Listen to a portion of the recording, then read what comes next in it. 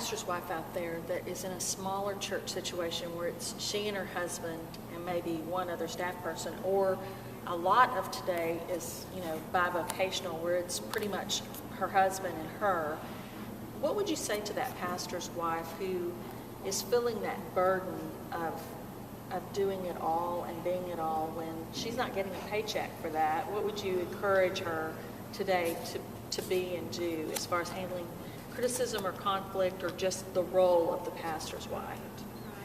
Right. Well, I can remember one of the earliest churches that Ronnie and I served in. We lived in a 100-year-old parsonage next door to the church. We turned on the heat in the winter. We turned on the air conditioner in the summer. We cleaned the church. I was the church pianist. I led the children's choir. My husband led the adult choir. He preached. We basically did everything. And oh yes, I was his secretary for a very short period of time. And we realized that wasn't good for our relationship, so I quit. But, there are times when we're called upon to do things that may not necessarily be exactly what we want to do, but we do those things. And I think you have to look at it as it won't be forever. It's a season of time. It's a period of time in your life. And I think then when you get to the point that you should not ever be called upon to do everything, you should quickly learn how to say the words, either I'll pray about that and sincerely pray about it, or I'm sorry, I don't feel God's called me to do that. Right. Now, unfortunately, some pastors' wives and some staff wives have used that as a cop-out.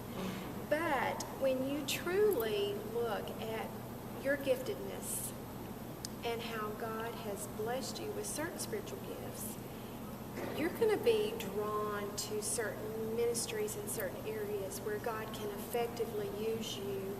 And there are areas that you are not called to be a part of.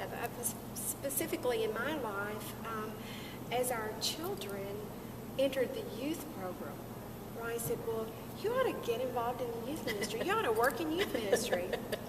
I was miserable in youth ministry. I didn't want to do all-night lock-ins. That wasn't your calling. That wasn't my calling, and I quickly learned. It wasn't that I didn't love teenagers, and I so appreciated those who did feel that calling. Right, absolutely. That wasn't my calling.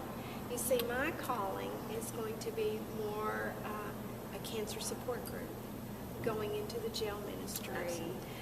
That's where God had gifted me to serve. So he put my heart there. So when you get to that point, and I think it can happen in any church of any size, but you go and you serve and you lead where God has gifted to you. And there's great freedom in serving where you know God Absolutely. wants you to serve. To really find what God has called you to do, and then serve it where it feeds, where you feel the pleasure of the Lord when you're doing it. That's an important